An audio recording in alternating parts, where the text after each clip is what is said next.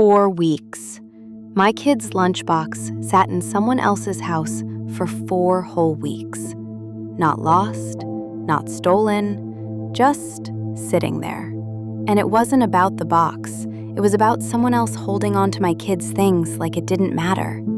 Every morning I packed a new lunch, telling myself, it's fine, it'll come back. But it didn't. And after a while, it didn't feel like an accident anymore.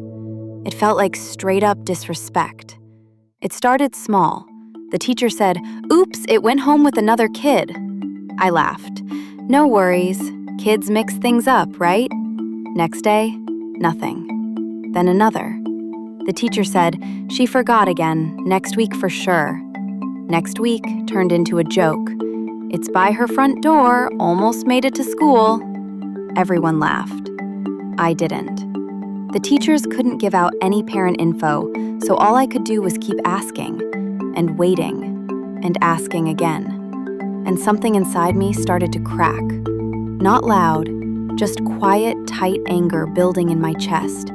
I kept using a leaky plastic tub, wiping sticky hands every morning, while my son looked up and asked, "Mom, where's my lunchbox?"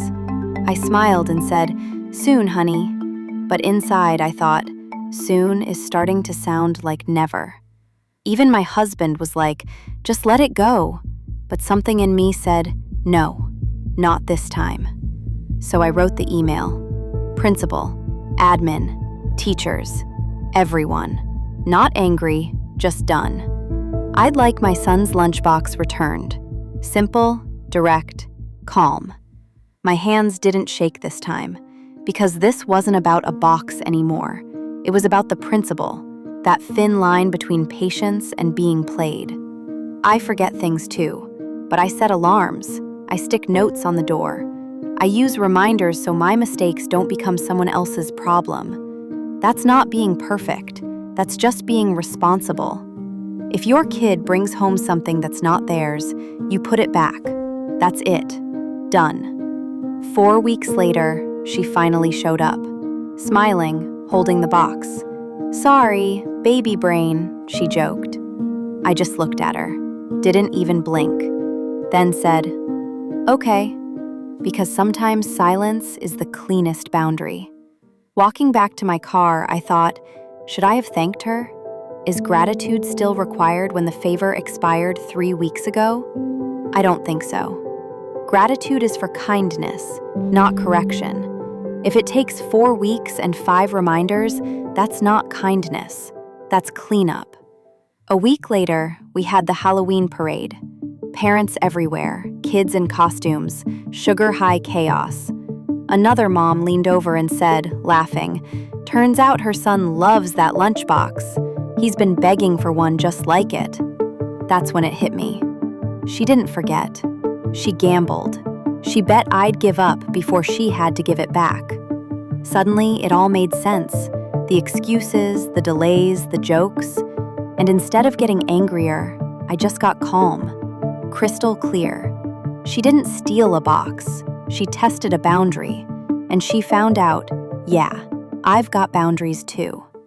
Next time I saw her, I didn't say anything about it. No lecture, no scolding. Just showed her the link on my phone. "Here's where to buy one," I said. Even added, "They've got cheaper ones too." Polite, peaceful, done. Now when we see each other at school, we just nod. Nothing more, nothing less. And honestly, that's enough. Driving home, I looked in the mirror. My son was humming, eating snacks, completely unaware. And I realized he saw everything that mattered. He saw his mom wait, ask, push when she had to, but never shout, never break. That's what I want him to remember. So no, I didn't say thank you, because thank you is for grace, not damage control, for effort, not obligation. Returning what isn't yours isn't kindness, it's cleanup. Sometimes silence says everything. Sometimes a quiet, "okay," is the end of the argument. And sometimes, when patience finally runs out, what's left isn't anger. It's peace, the quiet kind. the kind that feels a lot like freedom.